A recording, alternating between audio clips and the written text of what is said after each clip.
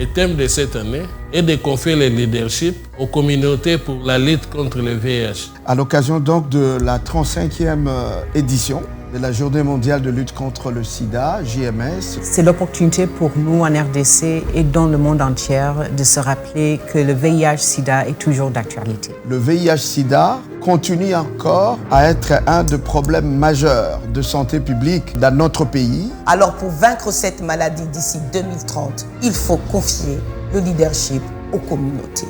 Le leadership communautaire est important pour sensibiliser, éduquer, effacer de notre mémoire les fausses informations et les mauvaises interprétations autour du VIH-Sida.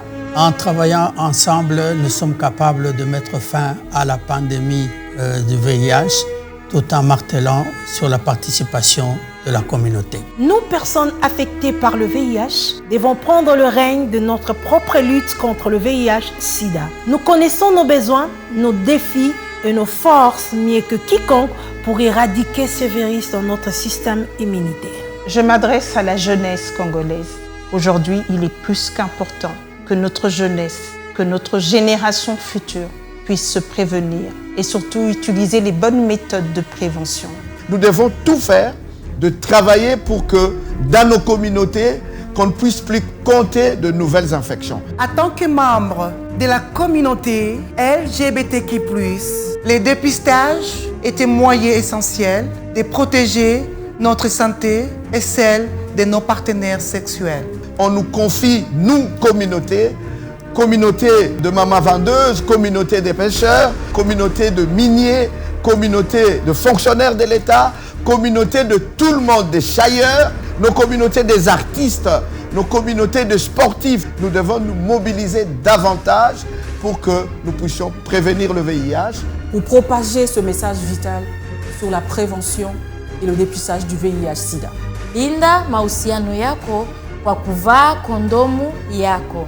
Malgré les avancées médicales, malgré l'accès au soutien, il y a des millions de personnes qui sont toujours laissées pour compte. Et même si vous avez eu à avoir une relation sexuelle non protégée ou les relations sexuelles à risque, sachez que vous pouvez aller voir votre médecin qui pourra vous mettre en place un protocole pour que l'infection ne s'installe pas dans votre corps.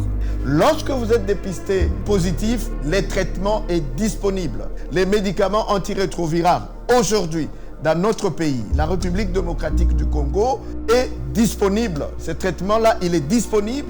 Non seulement il est disponible, il est gratuit.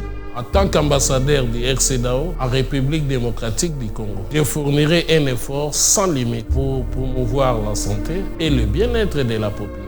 Il est crucial donc de redoubler des efforts pour assurer que ceux qui ont besoin du traitement, de la protection, de l'inclusion soient servis par nos efforts. Par amour, avant de faire l'amour, faites le test. Pour mettre fin à ce fléau, au VIH, d'ici à l'horizon 2030.